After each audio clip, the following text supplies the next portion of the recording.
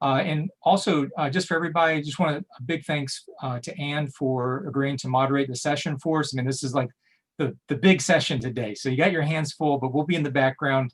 We got your back.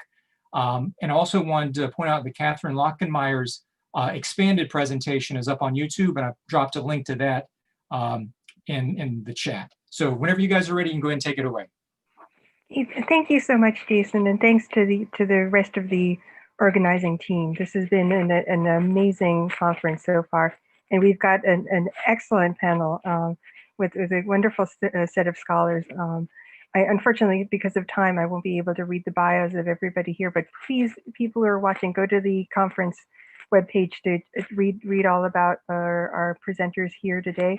And I'd also like to invite today's scholars to put their social media handles in the chat if you'd like to share your work in some other way. So anyway, welcome. My name is Anne Matsuuchi. I'm a librarian at LaGuardia Community College and also a big science fiction person. I'm really excited to introduce today's panel. And just to let you know that we're going to do questions at the very end, and I'll read them out. But put them in the Q&A at the bottom of your screen, and we'll record the questions there, and we'll be able to get the questions to the panelists that way. And I'm going to, since we have a short time, I'm going to try to keep a close eye on the clock, and I'll alert you when the 10-minute mark is reached, just so you have an idea that we need to quickly wrap up. So thank you, everybody. And we're going to begin with, sorry, one sec. We're going to begin with the first paper from Matthew David Goodwin from Princeton. And Matthew, if you can. Okay, right. Can you hear me? Yes. Okay, great, thank you. Okay, so my talk is Gloria Anzaldua and the Making of an Alien Consciousness. So the scholarly thinking about the space alien is commonly guided by the idea that the space alien is the ultimate other. In my study of space aliens in Latinx science fiction, I found it helpful to use another framework.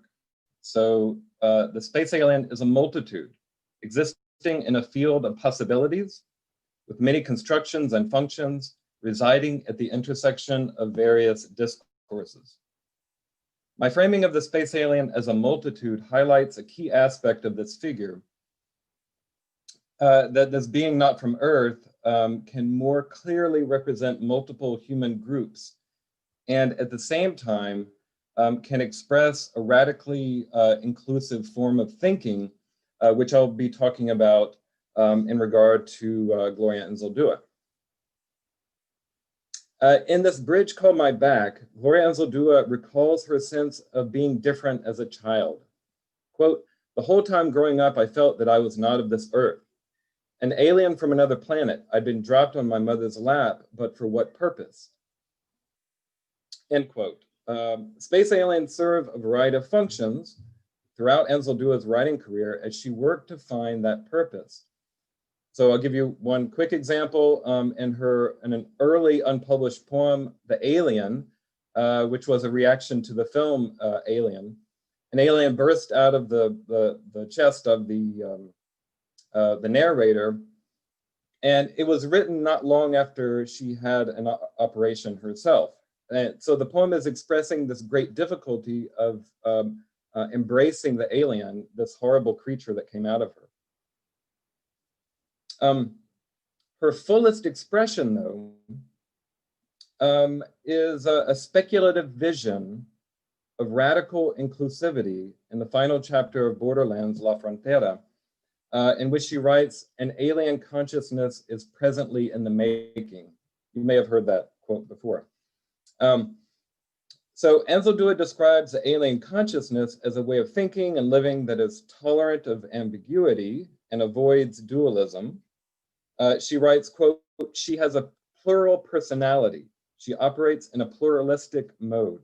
Nothing is thrust out, the good, the bad, and the ugly, nothing rejected, nothing abandoned," end quote. Anzaldua's concept of the the alien consciousness was inspired by the work of Mexican philosopher Jose Vasconcelos and his speculative theory of La Raza Cosmica, which envisions that the many races of humanity will one day merge together and humanity will evolve into a new mixed race species.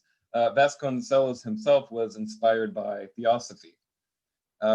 And they had this theory of the cosmic origins of human races. Problematic to say the least. Anzaldua initially conceives of the alien consciousness as a form of consciousness of the cosmic race. That is, a cosmic race would have an alien consciousness. However, she broadens a concept beyond race. Her alien consciousness is also a queer consciousness and is tolerant of the ambiguities of gender and sexuality. In other words, she's creating a kind of general approach to intersectional identity. As a speculative concept of something that is in the making, the alien consciousness is a vision that science fiction can uniquely imagine, both in its original connection to La Raza Cosmica, as well as its more expansive conception. In her poem, Don't Give In, Chicanita, she imagines the literal alien consciousness, that is, a way of thinking and living in a future mixed race people. Though the concept of the alien consciousness does have a utopian sensibility, this poem does make it clear that Anzaldua did not consider it entirely utopian. She writes, quote, "Perhaps we'll be dying of hunger, as usual, but we'll be members of a new species," end quote. And in a powerful description of La Raza's ability to be radically inclusive, this new species has two eyelids and can stare at the sun. So I kind of read this as nothing rejected, nothing abandoned, taking everything in. For Anzaldua, La Raza Cosmica is an Earth alien, not a space alien. However, in her poem Interface, Anzaldua provides a figurative vision of the alien consciousness using the space alien. This vision is not futuristic, but set in the present, and it's more expansive, in which gender and sexuality are emphasized over race or immigration. Interface is a love story set in New York, describing the relationship between an alien named Layla, who's from another dimension, and the narrator. The development of the plot Interface expresses the idea that the alien consciousness is in the making. So at the beginning of the poem, Layla is invisible. As their relationship develops, she becomes visible bit by bit, and she becomes physical matter and comes out of the closet, as it were. That the story as a love story is important because it's distinguishing Layla from the poem I mentioned earlier, The Alien. Here, the narrator embraces the alien, first in an intimate sexual moment, then in a birthing scene with Layla taking on a human form. By embracing the space alien, the narrator then is able to give birth to the alien consciousness into the world. And so it's no longer in the making. It's sort of fully formed.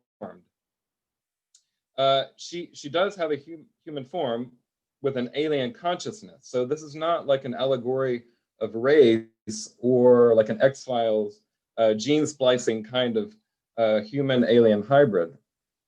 In many ways, it's very similar to La Raza Cosmica, the literal vision from Don't Give In, Chicanita, in that it's a new sort of human with an alien consciousness.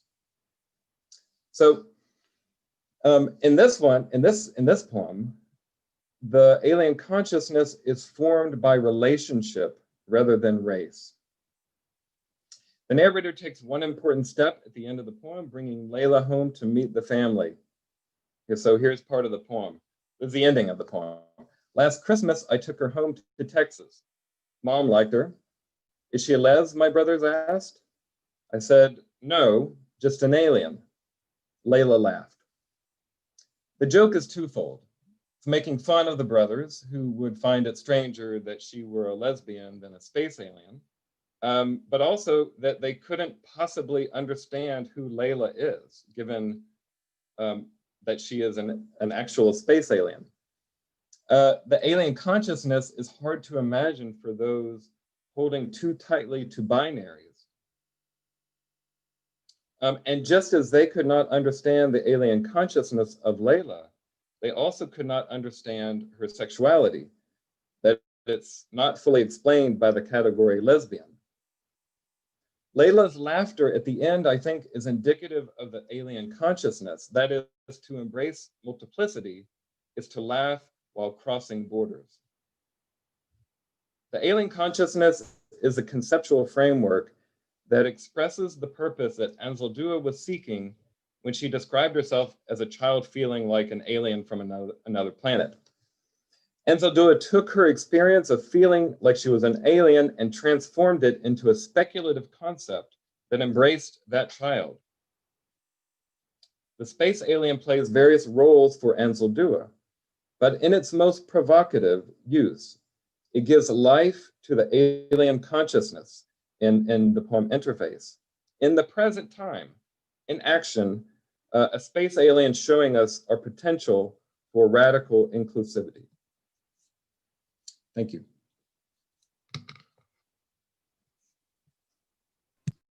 Thank you so much, Matthew. So the next presentation will be from Subhalakshmi Gooptu from the University of Massachusetts Amherst. And if you'd like to share your screen, please do, or you can just read your paper, whichever you prefer. Thank you, Anne. Thank you, Matthew, for a really interesting presentation. I'm going to try and share my screen primarily so that I can have you guys look at quotes. Can you see the screen? Okay. Yeah, it's great. Thank you. Okay. So my talk is an extract from a dissertation chapter, and it's titled Livepods and Seedlings, Legacies of Colonial Labor in Contemporary Science Fiction. So I had an elaborate introduction, but I'm going to avoid all of that and jump right into one particular thread that I think would be interesting to point out in this very diverse panel here. So the two texts that I will be examining today, Neil Hopkinson's Midnight Robber and Vandana Singh's Ambiguity Machines, occupy particularly interesting positions within the field of science fiction. Both established writers have interestingly appeared together in a collection called So Long Been Dreaming, an anthology of post-colonial science fiction. Interrogating the significance of the category of post-colonial science fiction, Hopkinson as editor asserts the important role of science fiction, particularly from the global south, in retracing histories of science and technology. While Hopkinson does this more intentionally than Singh, both authors present alternative genealogies of scientific, imaginative, technological knowledge that are tied to cultural forms of oral traditions and myth-making that exist outside the Western world. For this presentation, I want to close read and theorize representations of labor, specifically reproductive labor, in Hopkinson and Singh's writing.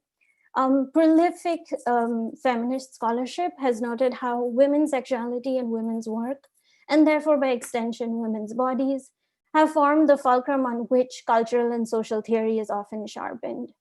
At the same time, I contend that women's bodies are not just recipients of social control, but also keepers of meaning and agents of survival and resistance. So with this in mind, I begin my textual analysis. So dispossession is a key analytic in anti-colonial theorization. Dispossession of land, resources, languages are examined closely and extensively by post-colonial scholarship. In Midnight Robber and Ambiguity Machines, I assert that dispossession takes on a different dimension. Their protagonists experience ontological dispossession. In the story Lifepod in Singh's Ambiguity Machines, the protagonist cannot decipher its own subjectivity and resembles a floating consciousness that can see its own body as separated. And body is really in quotes because it's called just life sacks or life pods. In Midnight Robber, Tantan's consciousness, as I'm sure a lot of you have read this text, is tied by an issue that connects all the citizens to the all-seeing granny nanny, which is like a AI-like network system, in a way that the consciousness is always ruptured and fragmented. In both texts, consciousness becomes alien to the body and vice versa, and sense of being is called into question. So even though both of these texts function as reinventions of a coming of age story, they call into question the categories of selfhood and human being itself. The central characters do pursue imaginative, philosophical, and social possibilities of self-fulfillment, but this pursuit is repeatedly disrupted, and the texts are more investing in examining this rupture. This also does end up creating unusual kinship forms and results in alternative queer sociologies across both texts.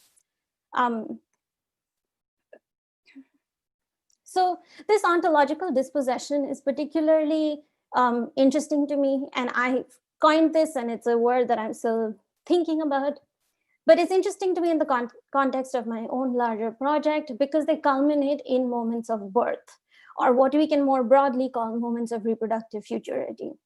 Despite their own ontological dispossession, the characters give birth to another being, but this shifts the burden of futurity away from the offspring, which is a usual narrative, and reflects it back onto the birth giver. In Singh's text, the narrator, called Eavesdropper, reflects on how, and I'm reading the first quote on the slide, she saw for just a moment that she had been conceived and forged for a great purpose. But for now, she was only a bridge in the darkness between ship and ship, being and being. End quote. This happens as she recognizes another life pod in front of her as her own son, who moves closer to her when her arms are outstretched. In Hopkinson's text, Tantan, the protagonist, gives birth to Tubman and simultaneously realizes her own voice. Tantan, and I'm quoting the second quote, Tantan knew her body to be hers again, felt her mouth stretching open in amazement at the words that had come out of it. Tantan at this point heroically overcomes the wife of her rapist father through a speech act as she simultaneously gives birth. While these moments of reproductive futurity are similar in Singh and Hopkinson's text, the offspring or the child figure, however you can describe it, is represented differently. In Singh's story, the child who is earlier identified as the man, and the T and the M are capitalized, is a hybrid being whose thoughts are reflected onto the eavesdropper.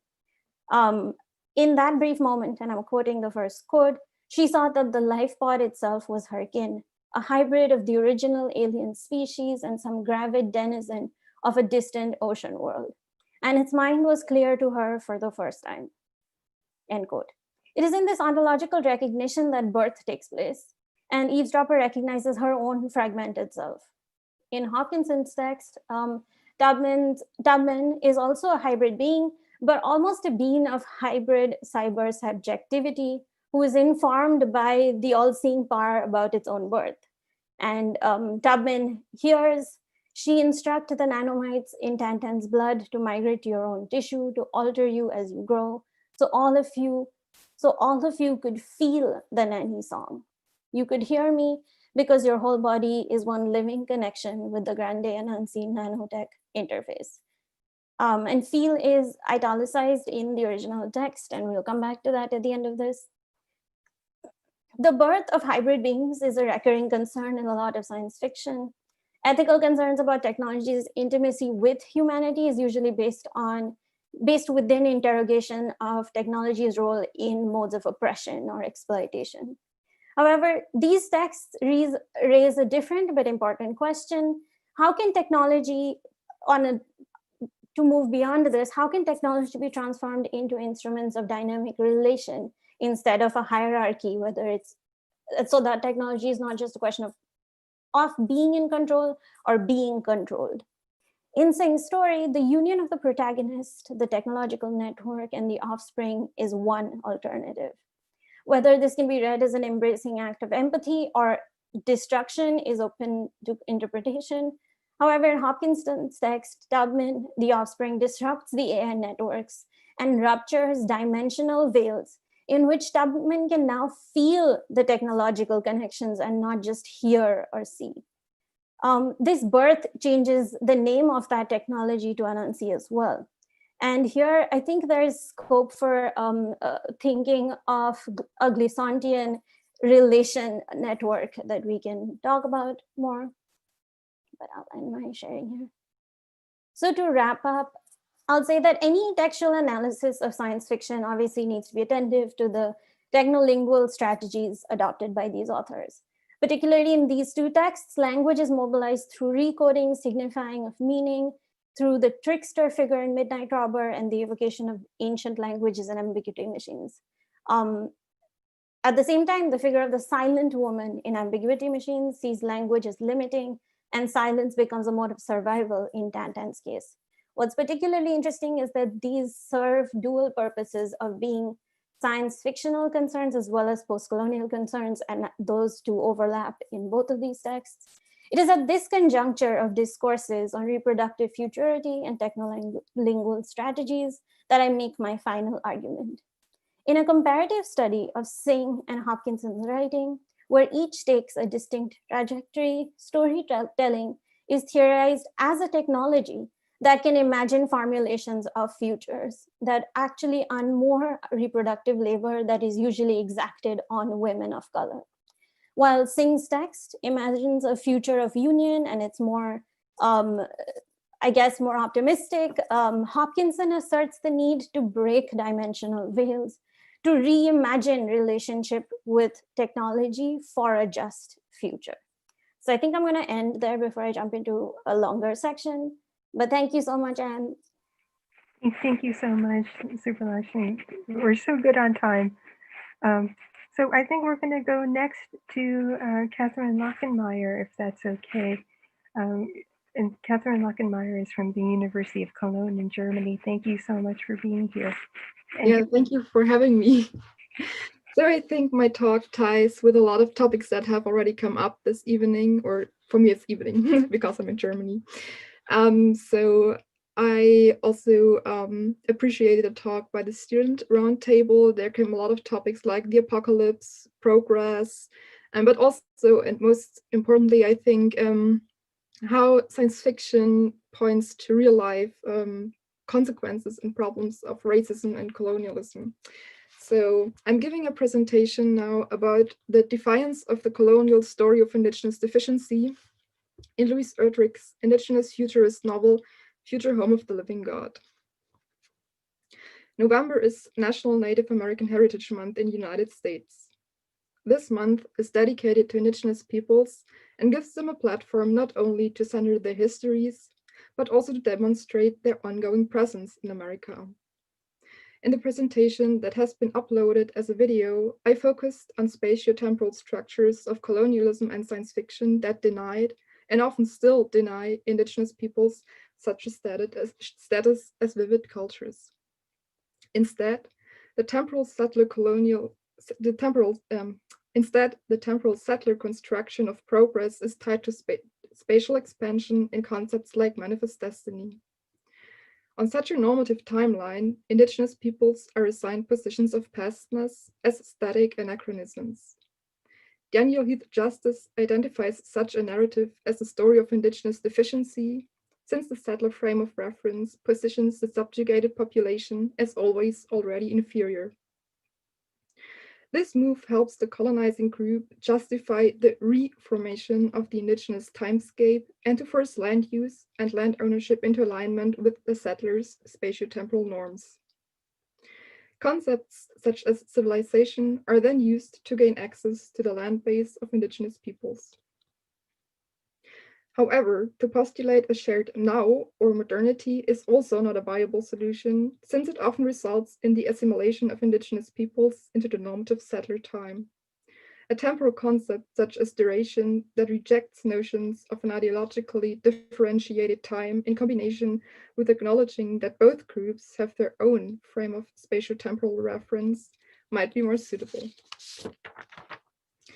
Before I go into my reading of Erdrich's novel, I would like to acknowledge that I offer this presentation from a non-Indigenous perspective and focus on colonial strategies in a North American context. In Future Home of the Living God, temporality at large is disturbed, and, as I argue, settler time reverses in the same linear manner as it was constructed. The stasis that has been imposed on the Ojibwe through their construction as anachronism ends, and movement in time re-emerges on the reservation.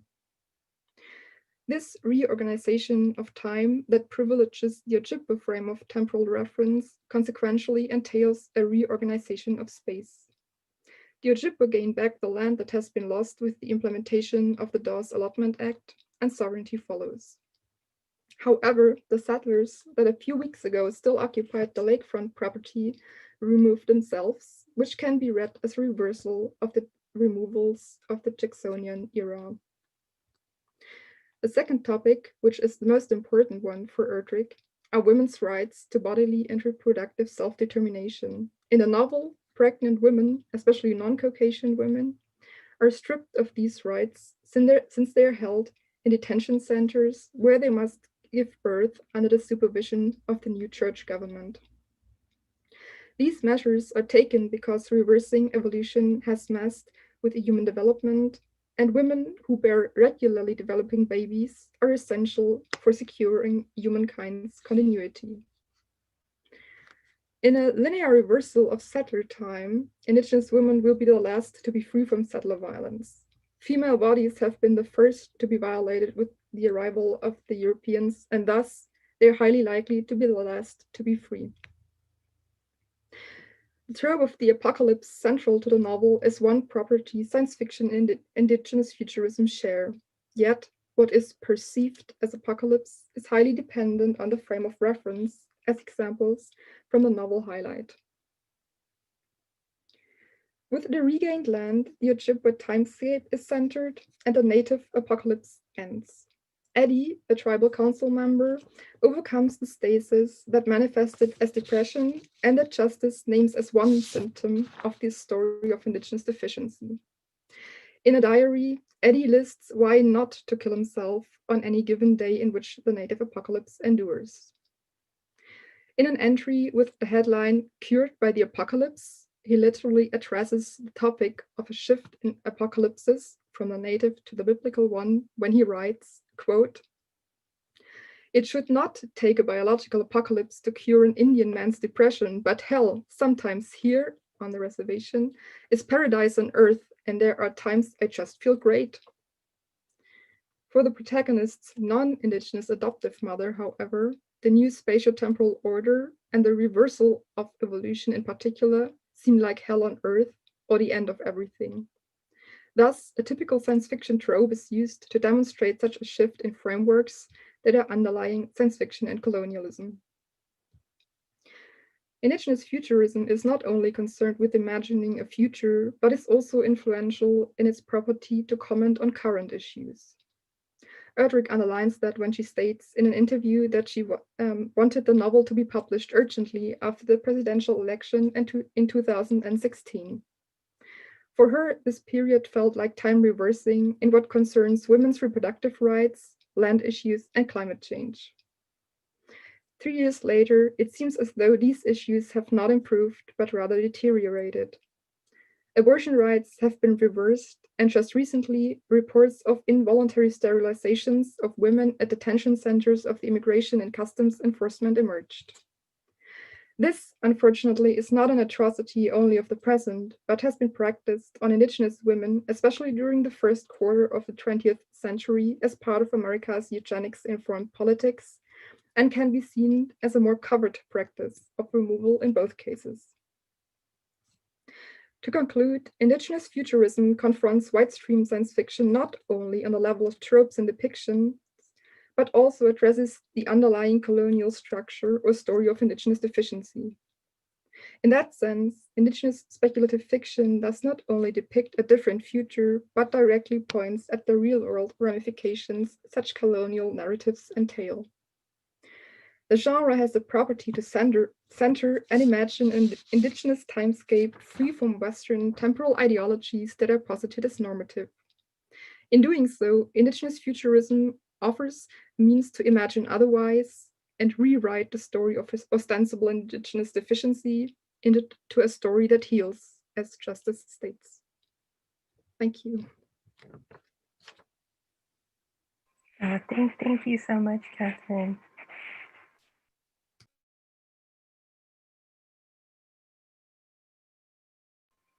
Okay, thank you so much. We're gonna go next to our next presenter, Aaron Zwintscher from City Tech.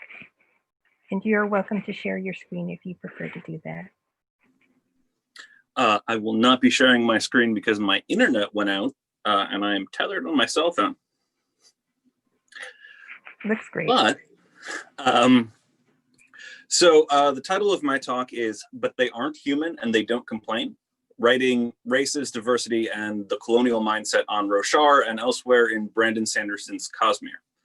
So in brief, the Stormlight Archive is a planned series of 10 books, of which the 4th was just published on Tuesday, set on the planet Roshar and addressing, among other things, a recurring conflict between humans and the Parsh, even as both are empowered and then manipulated by powerful cosmic entities. The Stormlight Archive is itself then just a segment of Sanderson's wider Cosmere, a multi-planet shared universe that currently comprises 12 novels, 3 graphic novels, several short stories on at least 7 different planetary systems of I believe, planned 36 or more. To be clear, before I continue, this presentation includes significant spoilers for the first 3 works of the Stormlight Archive.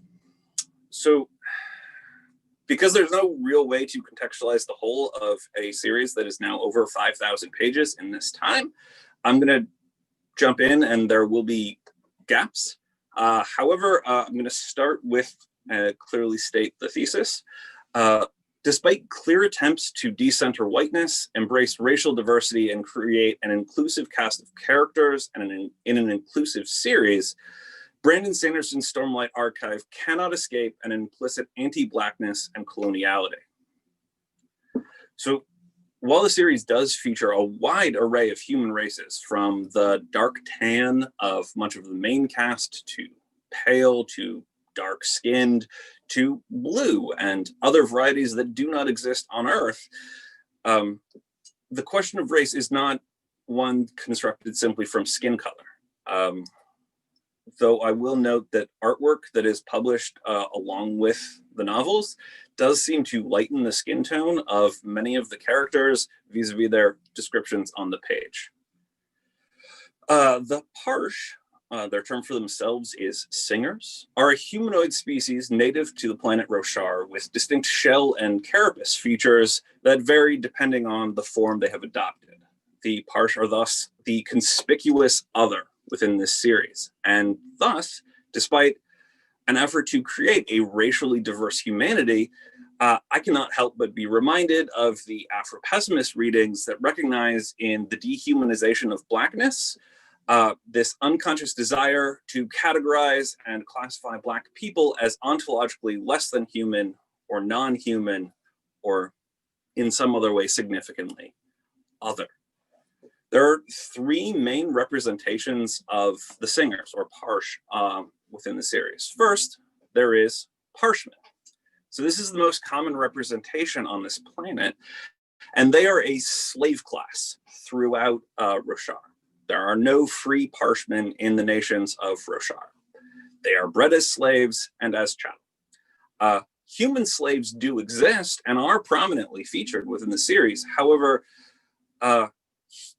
unlike Parshman slavery, which is just constantly in the background, human slavery is instead a punishment or a financial consequence. It's not based on birth or identity, whereas Parshmen are born into this.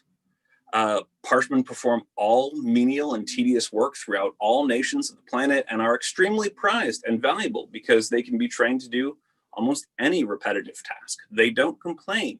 They do not think for themselves. They barely talk, and they seem to enjoy their menial labor. Which is to say, they are everything that American slave owners either wanted or wanted to believe about the Africans that they enslaved. Also, the Parshmen are predominantly black. Not dark skinned though, like black as a actual color. Or rather, black and red marbled. We later find, as the series progresses, through brief mentions in the second novel and then clear references in the third, now 4,000 pages in, that the coloring is always red marbled with something, but it can be red marbled with black, red and white, or a combination of all three. But throughout the first novel, and unless one is paying specific attention, the second, black and red are the operative colors, which is then to say, the racialized signifiers of the Native American and the American slave. So the second form is the Parshendi, and they refer to themselves as listeners, but are named Parshendi by humans because it means parshmen who think. And it's just one of the sort of cringe-inducing turns of phrase within the text. They are the central antagonists of the first and second novels and are engaged in a bitter war of extermination with human armies. They can, without much difficulty, be read as a doomed indigenous resistance. The third novel focuses on the sustained slave revolt of the Parshmen, who are awakened from their unthinking translate state that they have been in for over 4,000 years, and once again, able to think for themselves. So that this brings then the third form, who do call themselves singers and are, but are called by humans as void bringers, this ancient enemy of humanity. Many of them are possessed by powerful cosmic spirits of their ancestors that have been kept alive and trapped on a neighboring planet. And they're seeking vengeance for the slavery, but also for the colonization and theft of the planet by the interloping non-native human population that after roughly 4,000 pages, we find have managed to destroy their own homeworld, migrate and be welcomed onto this planet, and then colonize it, a fact that has been conveniently forgotten over the last 4,000 years, and the realization that provokes a distinct "are we the baddies" moment. However, even as it engages with questions of slavery and colonial colonization and the colonial mindset, the text, as it renders these issues, renders them very much in the way of sort of the misunderstood and misplaced fears of oppressors. The fear that oppressors, when given the opportunity, will enslave their enslavers, or that returning stolen land inevitably involves the slaughter or dispossession of the generations who didn't realize what their ancestors did.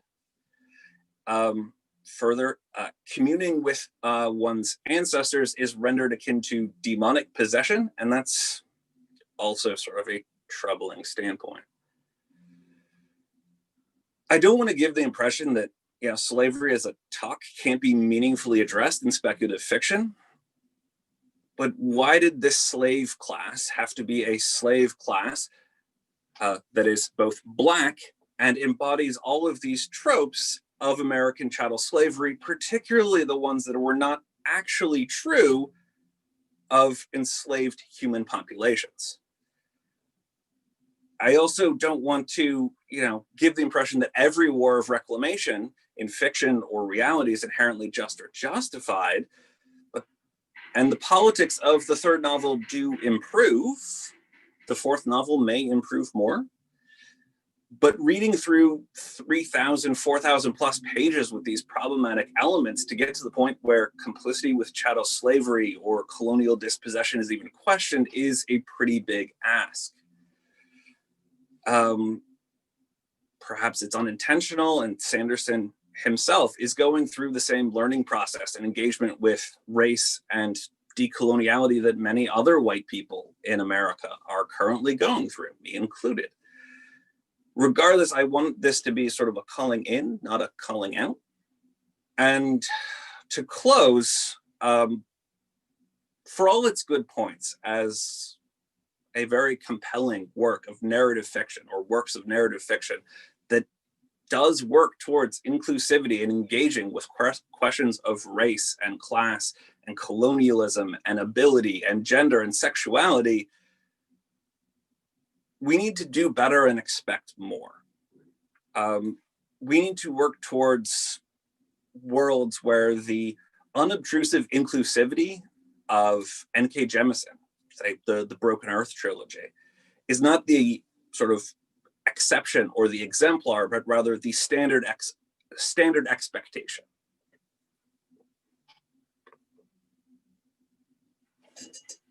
And yes, that is my talk. Thank you so much. I believe that we have a little bit of extra time for questions too. So if anybody in the audience would like to, say their question out loud, that would be possible for us too. So we're not just limited to Q&A via that Zoom feature. Does anybody have any questions for any of our panelists or all of our panelists? If not, I can try to get this started by perhaps we might be able to speak to each other on this topic too. I have a question for everybody. Are there any ways in which your classroom experience has informed your scholarly work, or the other way around? If there's anything that you'd like to share with or bounce off with each other. Then we need a minute to think about that.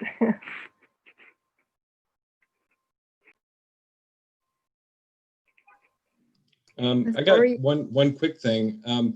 So in teaching in Puerto Rico, one of the things I realized is that students were connecting to the characters who were scientists, because the majority of students I had wanted to be doctors and nurses and medical technologists in some way, and it's just not something that I had thought of. It's not the kind of character that I had thought about as being significant, But for them to see a Latinx scientist who has to engage, all the ethical dilemmas that appear in science fiction was really empowering for them. And it's a kind of character that doesn't appear in Latinx literature. You don't commonly see a scientist, and so that got me thinking more about that kind of the role of science in science fiction, and the ability of the science fiction to be an inspiration for a scientist, which I think a lot of the early science fiction writers were inspired by science fiction. So that was one. Yeah, that's so interesting. I think sometimes people complain that the supportive scientist characters, oftentimes that's the only place where the Asian or Asian American character turns up. But but your point is really good, right? Yeah, that's something that an aspiring radiologist of a Latinx background might particularly find meaningful. Please feel free to jump in. Yeah. I think what all of our talks had in common is that this normativity that is posited as this, what in my talk Daniel Justice called as the story of Indigenous deficiency, which is basically this social Darwinist notion that Indigenous peoples are they have an innate deficiency, and it's not seen as the result of settler violence, as he writes. And I think that is powerful. And you don't even have to center science so much, but that you have to decenter this normativity and to retell a different version of maybe even history. It's often called alternative history, but I don't like it so much, this alternative term, because then you always have this normative, settled timeline that posits it is as normative in the first place. I think that's a very powerful thing about science fiction to do. So to piggybacking off of Kathrin's mention of timelines, I think one of the things that comes up with my students when I teach them Midnight Robber is the way that they respond to how temporality exists in the text, and in particular, students who have some knowledge of post-colonial theory across like global post-colonial theory is the way in which that text sort of deals with the past, present, and future.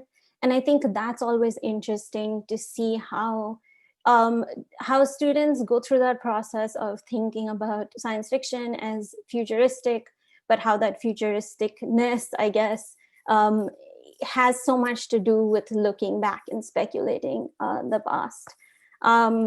And then the other very interesting reaction that I have from students who actually have a lot of knowledge of science fiction when they come into class will be just to wonder, what do we do with racist science fiction? Like, we have all of this other really great science fiction, but what do we do? How do we cope with, especially if there are students of color, how do we cope with this science fiction that feels dehumanizing in the process of reading? And I think that's a very important conversation to have anytime I teach a text that has, and happens often, but it's important to have that conversation with students where, and not just in science fiction, but in other texts too, but particularly for fans of science fiction, it's like, and especially for students of color, it's a process of reckoning with, oh, yes, I know this is racist. So what do I do with this now? So I think, thank you for that question, Em. It made me think back to my classroom. Yeah, so I don't actually get to teach science fiction very often, so, but I often teach, particularly at City Tech, very diverse student bodies from, immigrant families and, a wide range of first languages that are not necessarily English. And that has helped me, both through the work that I'm doing and through the work that I present in those classes, to be sort of aware of sort of what is considered normative and what they have been expected to treat as normative, whether or not they are represented by that normativity. And sometimes that's led to some very productive breakthroughs, and sometimes it's led to sort of confusion of, why are you focusing so much on like the racism in this? I didn't even notice it.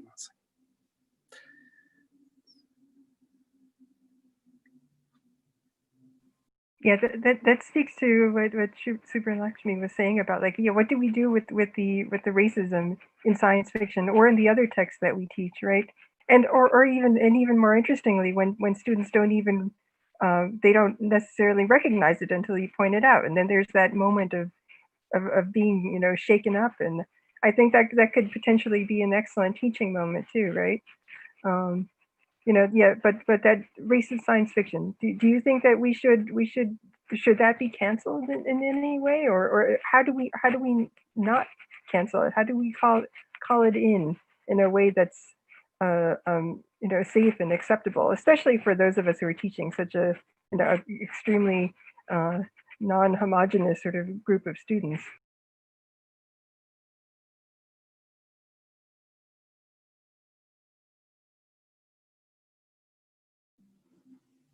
Okay, so I do not think that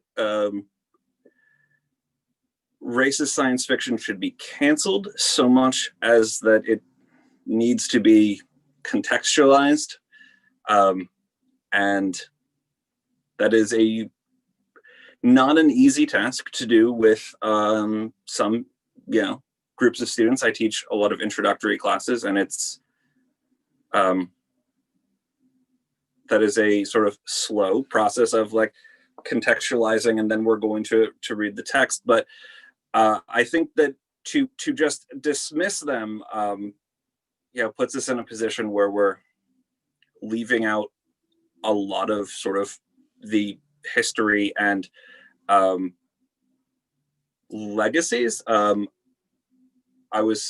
believe this was partially what Stephen Shaviro was talking about, though I lost my internet connection in the middle of his talk when he was addressing Lovecraft. Though contextualizing that, I think still the move should be, like these older works, they exist, they can't be changed, but expecting more from new works, that expecting sort of raising the standard of how issues of race and slavery and these other aspects of identity are presented, particularly in speculative fiction that does not have to match our real world history.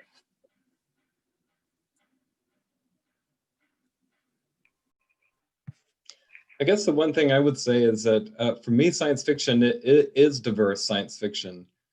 So, it's sort of like you've got to do all the things that you would do in any literary field to, make sure that the texts from the past are being recovered, because it could be that many of them are hidden and not sorry, kids screaming. And then there's so many new works right now coming out, and that might mean that we have to kind of lean a little bit on contemporary works. But even just in the last 5 years, it's exploded, just diverse science fiction. So I think those are two ways into it. Science fiction is diverse science fiction. It's not, it's just a matter of kind of like attending to the past, which a lot of work has been done on, and then kind of, attending to the present as well. Right, like with Sheree Renee Thomas being named editor of the magazine of fantasy and science fiction, I think that's sort of a signal about some, shift in the directions of traditional science fiction publishing, right? And again, if anybody in who's watching wants to say something out loud, I think it's possible for me to unmute you if you'd like to raise your hand or signal me in the chat. And if Jason is there, if he can let me know what the time is, when we need to wrap up. I know I want to give people a little bit of break before the guest speaker, who we're all looking forward to hearing as well. You were doing really good on time, Anne. So you guys, if you want to talk amongst yourselves, I see there's a hand from Stephen Shaviri. You want me to unmute him for you? Please.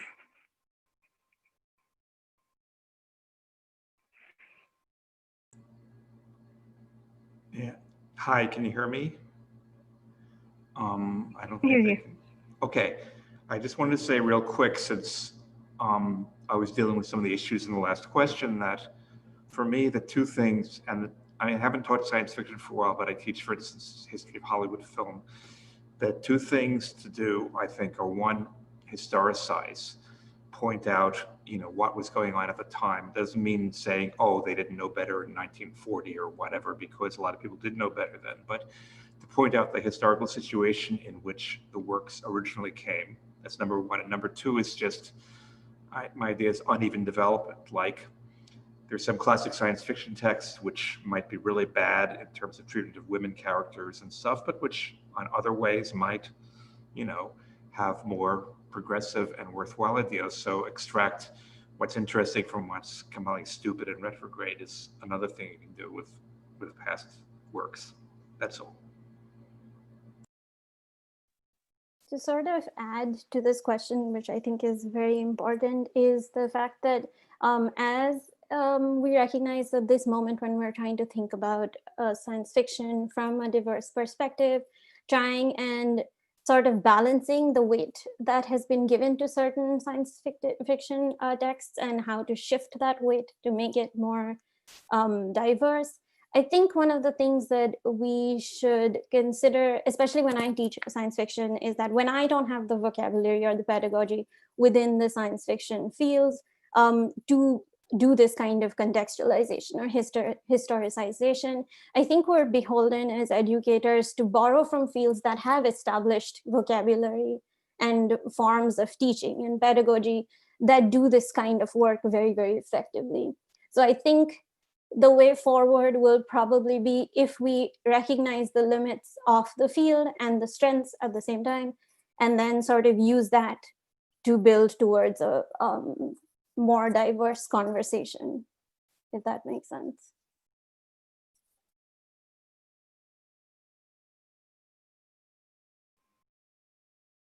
Yeah, thank you.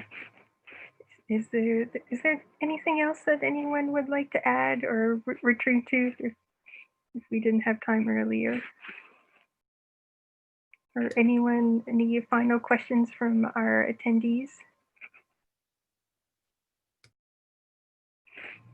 If not, I think that we're good. And thank you to this amazing set of presentations that we had today. And I'm looking forward to reading more about from you and also from the works that you've all mentioned. And I know that our attendees have it as well. So thank you so much. And I'll hand this over to Jason. Thank you, Anne. I second Anne. Thank you all for these presentations. These really great ideas that you've been sharing with us today. And thank you, Anne, for moderating the session for us today. So I know we promised that this would be a little bit of a break, but one of our presentations from the last session have just showed up because there's a confusion about the time. And so I would like to give them an opportunity to present during this intermission before we switch to the keynote at 4:15. So I'm going to bring them back in and I'll act to moderate that real quick for them. And just to reach out real quick, I've been trying to handle like 12 different little fires at the same time in chat. Stephen, if you would, maybe log out the webinar, then rejoin, and maybe that'll bring the video back. All right, thanks. So let me go ahead and bring in Mohammed and Rebecca.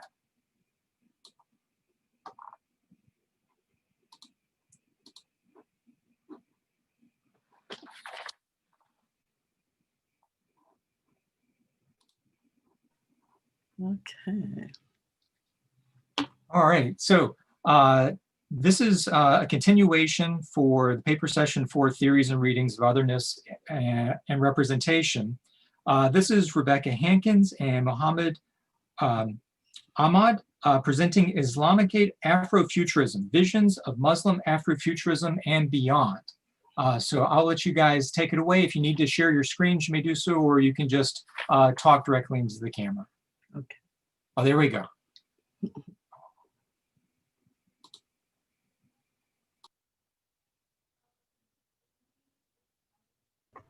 All right, excellent. Thank you, Jason. All right, folks, so welcome to our presentation. So we will be talking about Islamicate Afrofuturism, along with my colleague, Professor Rebecca Hankins. In the interest of time, I'll just get right into the material. So first, a few words on the terminology. So you may have noticed that instead of using the term Islamic or Muslim, so we use the term Islamicate. And the reason for that is that so Islam is not, the term not only refers to a religion, but it also refers to a culture and civilization. And the two overlap, but they are not the same. So Islamicate was a term which was coined in the 1940s by scholar Marshall Hodgson to denote the social and complex historically things associated with Islam and Muslims, but not necessarily from the religion of Islam itself.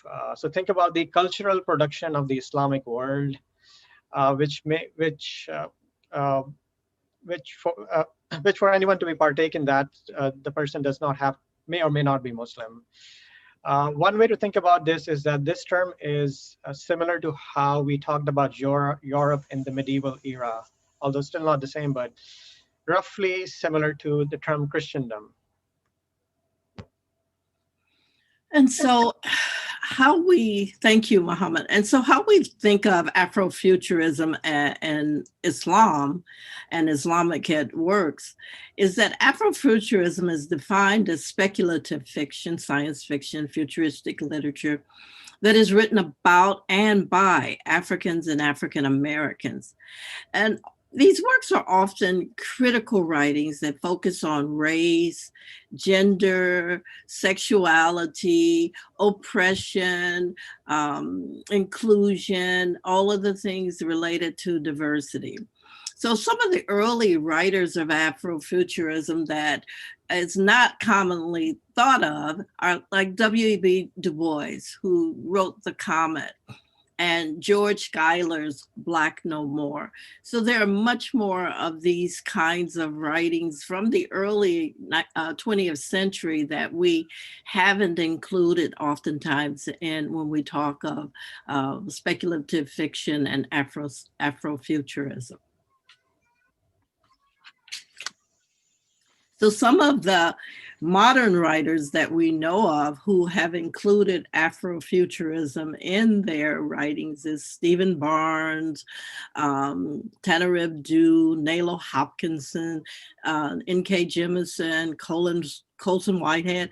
These are all well-known names, Octavia Butler.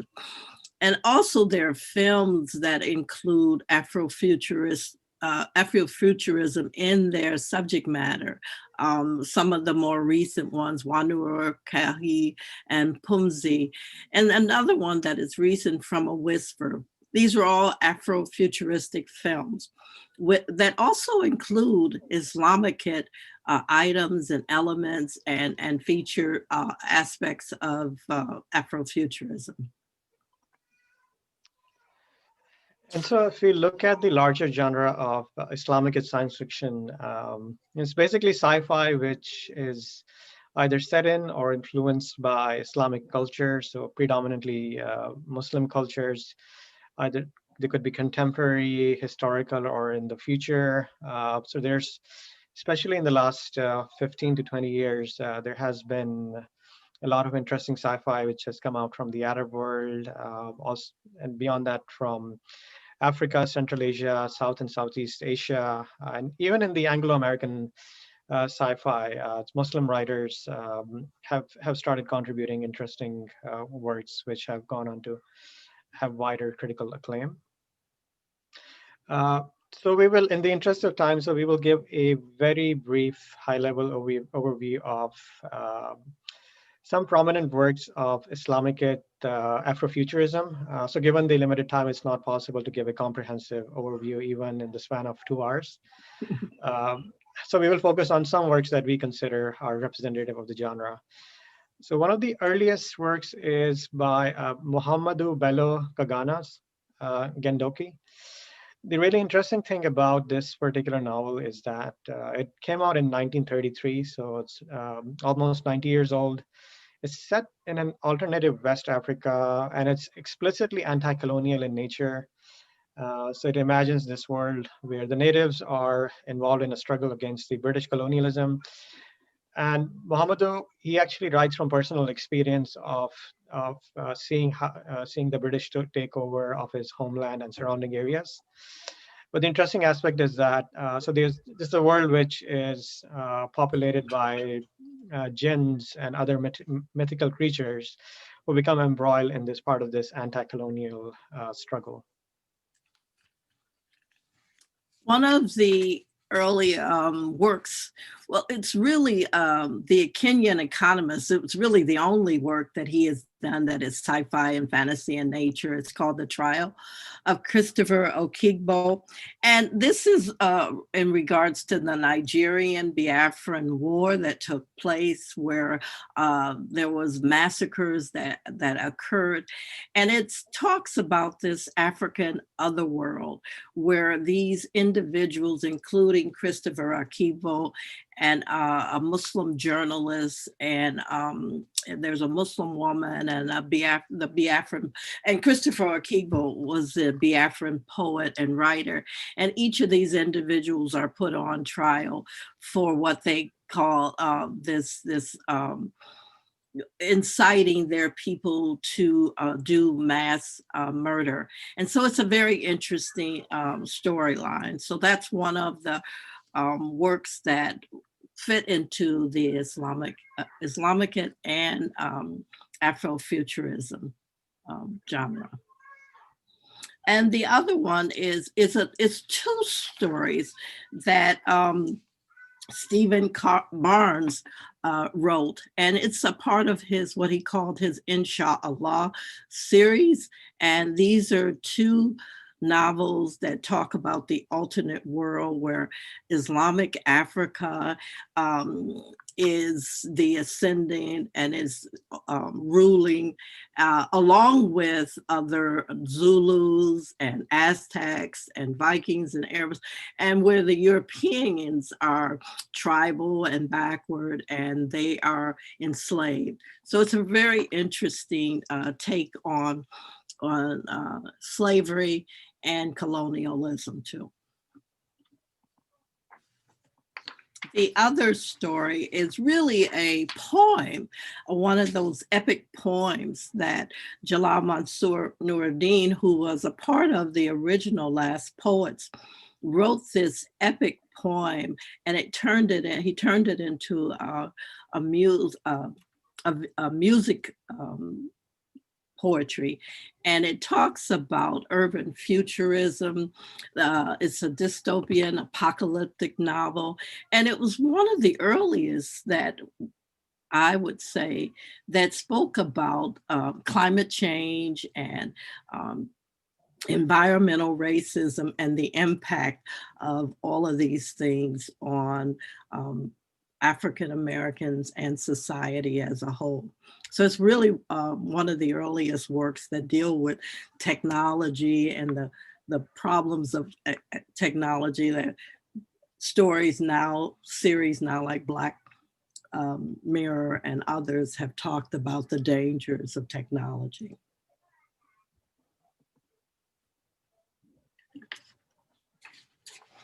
And some of the other Afrofuturists are comic books, movies, artworks, and these are some examples of those types of works that are out there. And as you can see, many of these are African Americans in comic book literature that that we don't even know about to this day because they've been sort of ignored.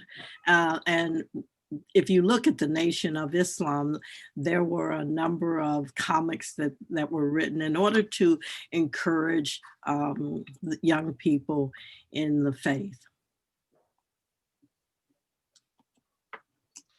And so beyond that, if you look at more recent and contemporary developments in this area, so there are a number of authors who are active both within the US and outside the US.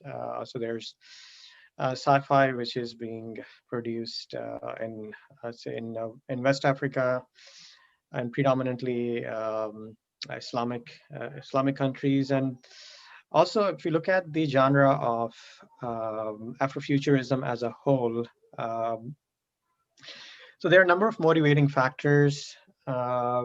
And also there's this call towards using, let's say, the history of Black Muslim communities and their cultures as an inspiration to produce more sci-fi. So to illustrate that, so here are a couple of quotes that I wanted to highlight. The first from Safia, that both Black and Muslim communities often have an innate connection with the imaginative natures of both science fiction and Afrofuturist movements. And then the second quote is by an editor of sci-fi anthologies, who is also a Muslim writer, Khalida Muhammad Ali. And the point that she tries to highlight is that if we look at many standard envisionings of the future, it seems that Africans and Muslims or people from other regions of the world, they are almost non-existent. And if we just, it could not be the case that that these people will start to, will cease to exist in 100 years or even 400 years time. So it's important to tell the stories of these people, to be an active participant in narrative writing. So the interest of time, so as I mentioned, so we'll give an extremely high level overview of some of the representative works. So that said, we do have our corresponding website where you can find out more information about not just about this subject, but the genre of Islamicate science fiction. It's islamicatesci-fi.com. And coincidentally, I just found out the website is down just 5 minutes ago. So hopefully it'll be up by the end of the day. But in the meantime, you can bookmark it. And so we wanted to focus more on the Q&A. So in the interest of time, if there are any questions, both Professor Hankins and I would be glad to address them. Thank you. All right. Thank you for the presentation. And so yeah, if anybody Thank you for letting us do it. I'm so sorry about the time difference. You know, it's crazy. I mean, this is all new for all of us, you know, where we're able to actually hold something like this where you don't have to come to Brooklyn and we can still connect, you know. I mean, that's amazing in of itself, but then we have to deal with new challenges like, you know, time zones and things like that. Exactly. But yeah, if anybody in the audience wants to click raise your hand, if you have any questions or comments, we have like, you know, 5 minutes before we need to switch over to get ready for the keynote. Yes. While you guys are maybe thinking, in the chat, I just dropped in the link for their islamsci-fi.com website. So maybe save that for when their website comes back up. And also just to remind everybody, here's a link to the program. And what I'll do, Mohammed and Rebecca, after the symposium's over, if I don't remember Islam Sci-Fi being in your bios, but I'll add that if it's not already there, so that people can find it again that way. Thank you. That would be great. Thank you. Anybody have any questions, comments?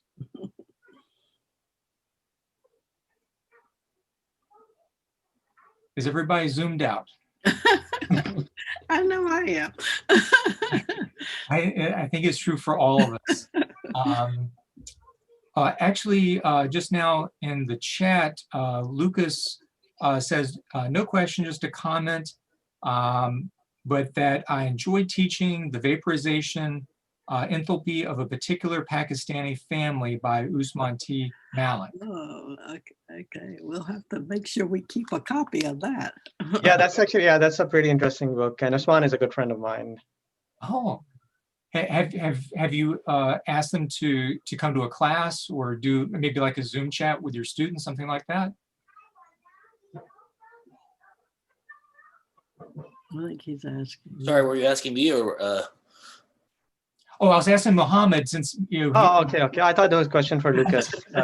Okay. No, I'm planning to organize an online event with Usman in the future.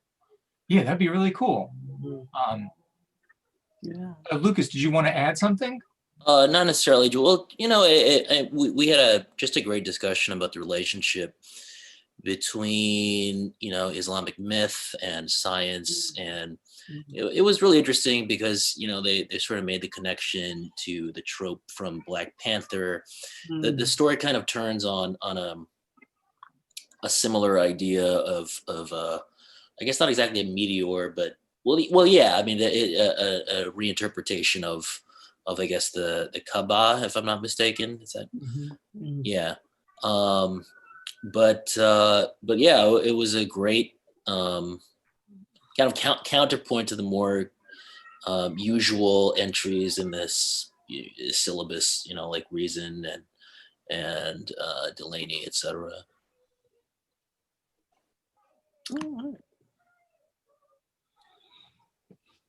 Okay. And then just to add to that, so there are also historical precedents to that. So like the Islamic world has a rich history of fantasy, which predates sci-fi. So in fact, the largest work of fantasy actually comes from the Indian subcontinent. It's called, in the original, it's called Tlism Hoshruba, or Mind-Blowing Magic. It's a work of 100,000 verses. Wow. Yeah, it was interesting reading it after The Heat Death of the Universe by, I can't remember her name. Maybe Jason remembers. You know what story I'm talking about? It was a landmark of feminist science fiction that... Yes, it's Sultana's Dream. Sultana's Dream, yes. Well, Heat Death of the Universe is a short story. Oh, Pamela Zoline, right. Zoline, yep. Zoline, yeah. And just like this very intricate reliance on like a very specific scientific concept, weaving it into this myth. It sort of took the usual relationship between mythic and scientific elements to another level of kind of extremity. And I also, towards the same direction, since we're talking about feminist sci-fi, I also recommend reading Sultana's Dream. It's considered to be the earliest work of feminist sci-fi. Definitely. In 1906. Mm-hmm. Wow. Yeah. I'll definitely check that out. Cool. Thank you. I'm afraid we probably need to go ahead and close it there so we can get things set up for the keynote discussion. But please, Mohammed and Rebecca, stick around. Thank you again for an excellent presentation. This added a lot to the conversation we've already had today. I appreciate it. Thank you. Thank you.